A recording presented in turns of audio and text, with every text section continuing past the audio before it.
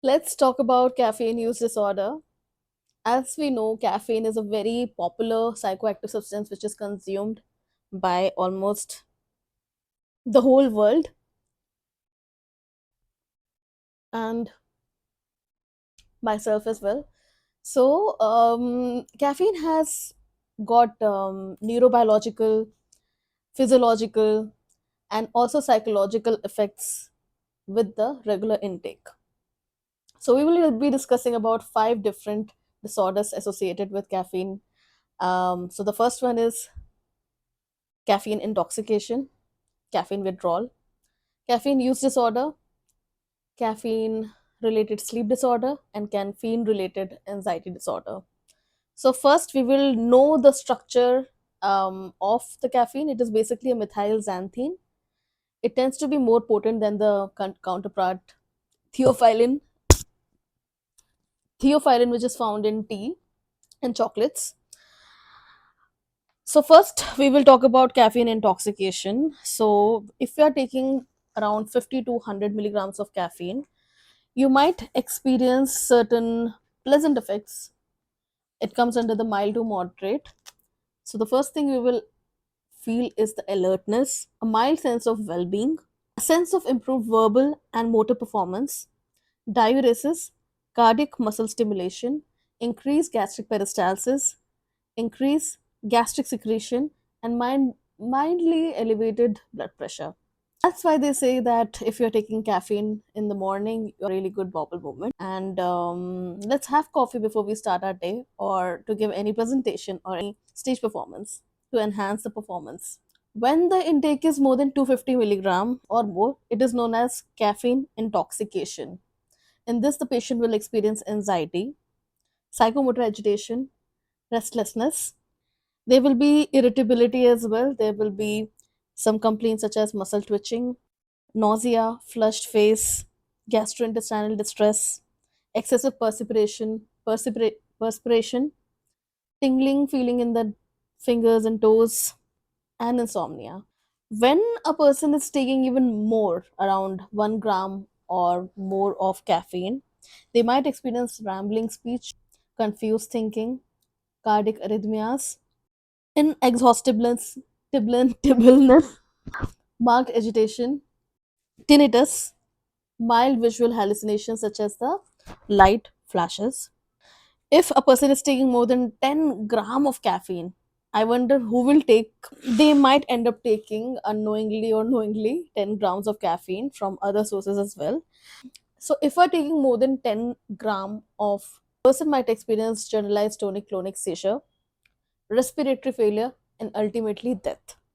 Differential diagnosis of caffeine use disorder will be generalized anxiety disorder, ADHD, panic disorder with or without agoraphobia, sleep disorders, bipolar 2 disorder. Whenever we come across patients who might be having these disorders, you should also ask about their intake of caffeine on regular basis as well, so that you don't miss out on this particular diagnosis.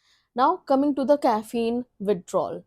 So, when a person is having appearance of withdrawal features because of the tolerance, they might experience headache, fatigue.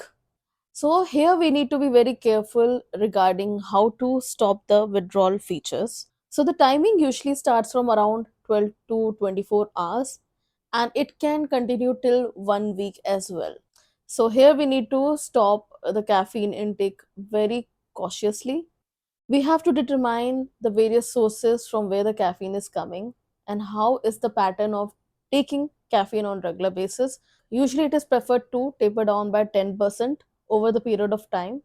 The withdrawal can make a person very uncomfortable if discontinued abruptly. We also need to understand the fact that induction of caffeine withdrawal can be iatrogenic as well.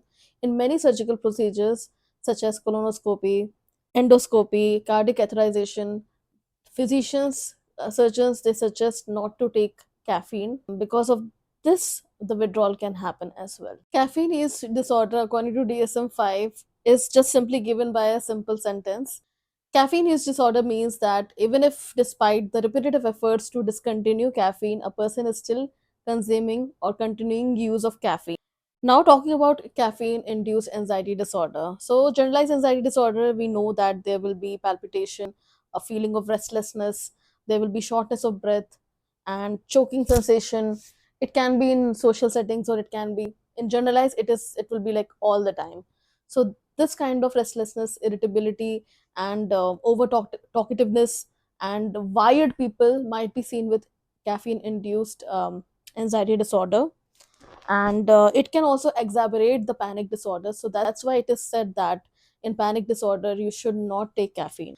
So the other relative or possible contraindications for caffeine use is panic disorder, generalized anxiety disorder, primary insomnia, gastrointestinal reflux, pregnancy, and infertility, also in hypertension and hypercholesteremia as well. Now, caffeine induced sleep disorder. It is delay in falling asleep because of the continued use of caffeine. That's why we say that after 5 p.m., never take caffeine because you will be having sleeping difficulty as well. There are also caffeine related disorder, but not otherwise classified in the end. Comorbidity of the caffeine use disorder can be due to substance use such as alcohol, cannabis, etc. Around two-thirds of the population who takes hypnotic or sedative drugs also tend to show increased use of caffeine intake as well. For treatment for the headaches and fatigue which usually happen, we can give aspirin, and we can also give benzodiazepine for sleep and for the anxiety features which is happening, and it can be used for around 7 to 10 days for a shorter duration of time. One must also consider determining the different sources of caffeine. We need to determine the actual amount a person is taking on weekly basis or on daily basis, and we have to make sure that around 10% of the caffeine amount is decreased over a period of days, because discontinuing abruptly can lead to a lot of uncomfort to the patient. Now, talking about epidemiology, as we know, it is the most commonly used drug. Around 87% of the children and adults consume caffeine in US. In India, it might be the same case as well.